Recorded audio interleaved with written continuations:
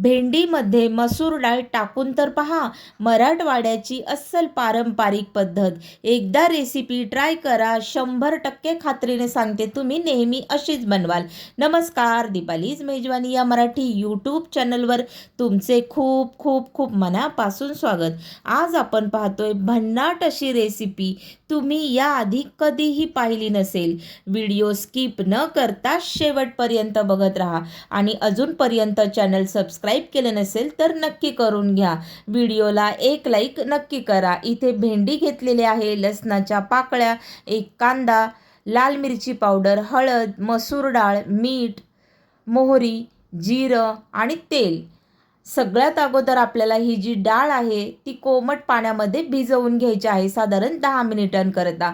आणि ही जी भेंडी आहे ती आपण कट करून घेणार आहोत. कढई गरम करत ठेवली आहे. भेंडी आपली चिरून झालेली आहे. आता सगळ्यात अगोदर ही भेंडी ना डाग पडेपर्यंत आपल्याला ही व्यवस्थित अशी भाजून घ्यायची आहे. आता आपली भेंडी ही भाजून झालेली आहे. यामध्ये ना साधारण अर्धा चमचा इतकं आपल्याला तेल घालून घ्यायचं आहे आणि तेल घातल्यानंतर व्यवस्थित एकदा मिक्स करायचं आहे. आता ही कढई, यामध्ये आपण तेल घालणार आहोत. तेल घातलं त्यानंतर मोहरी तडतडली की यामध्ये जिरं घालायचं आहे. जिरं छान फुललं की यामध्ये एक चिरलेला कांदा घालून घ्यायचा आहे आणि हलका गुलाबी रंगावरती आपल्याला हा कांदा भाजून घ्यायचा आहे. त्यानंतर यामध्ये जो लसणाच्या पाकळ्या आपण घेतल्या होत्या त्या ठेचून घेतलेल्या आहेत. ओबडधोबड अशा मी या ठेचून घेतलेल्या आहेत. टोमॅटो दाखवायचा राहिला होता तर अर्धा टोमॅटो इथे मी वापरणार आहे. अर्धा टोमॅटो घातल्यानंतर त्यावरती आपल्याला नरम होण्यासाठी मीठ घालायचं आहे. मीठ आत्ताच घालणार आहे, चवीपुरतं मीठ घालून घ्यायचं आहे आणि त्यानंतर हे व्यवस्थित असं मिक्स करायचं आहे. छान नरम असं सॉफ्ट झालं ना टोमॅटो, त्यानंतर यावरती हळद घालून घ्यायची आहे. हळद अर्धा चमचा इतकी हळद मी इथे वापरलेली आहे. त्याचबरोबर इथे आपल्याला लाल मिरची पावडरसुद्धा इथे घालून घ्यायची आहे. साधारण 1 चमचाभर इतकी मिरची पावडर मी इथे वापरलेली आहे. पुन्हा एकदा हे मिक्स करायचं आहे आणि छान असं मिक्स झालं की त्यानंतर भिजवलेली जी मसूर डाळ होती ती आपल्याला यामध्ये सोडून घ्यायची आहे. मसूर डाळ इथे व्यवस्थितपणे इथे ओतून घ्यायचे आहे आणि त्यानंतर हे एकदा मिक्स करून घ्यायचे आहे. मिक्स झाल्यानंतर आणि यामध्ये थोडंफार 1 चमचा 1.5 चमचा इतकं पाणीसुद्धा उरलेलं होतं, तर त्याच्या सकट मी ही डाळ इथे सोडून घेतलेली आहे. त्यानंतर इथे जी भाजून घेतलेली भेंडी आहे तीसुद्धा आपल्याला यामध्ये सोडवून घ्यायची आहे. इथे मी भेंडी सोडून घेतलेली आहे आणि व्यवस्थित असं याला एकजीव करून घ्यायचं आहे.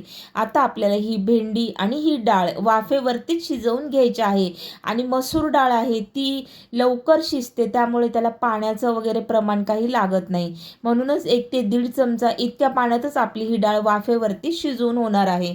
व्यवस्थित असं हे मिक्स केलेलं आहे. त्यानंतर यावरती झाकण द्यायचं आहे आणि झाकण देऊन साधारण 5-10 मिनिटं आपल्याला ही वाफवून घ्यायची आहे.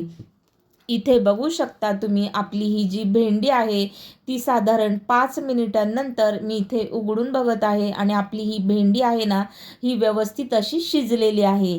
मध्ये मध्ये मी 2-3 मिनिटांनी ना हलवून घेतली होती. साधारण 2 ते 3 वेळा मी ही मिक्स केली होती. इथे भाजी आपली गरमागरम अशी तयार झालेली आहे. ही भेंडी ना तुम्ही भाकरीसोबत, चपातीसोबत ही खाऊ शकता किंवा मुलांच्या टिफिनला सुद्धा तुम्ही देऊ शकता. तुम्ही अशा पद्धतीने एकदा मसूरच्या डाळीमध्ये ही भेंडी ना नक्की ट्राय करून बघा. तुम्हाला मी खात्री देऊन सांगते ही भाजी तुम्हाला जरूर आवडेल. तर मंडळी, तुम्हाला माझी आजची ही रेसिपी कशी वाटली नक्की कमेंट्समध्ये सांगा.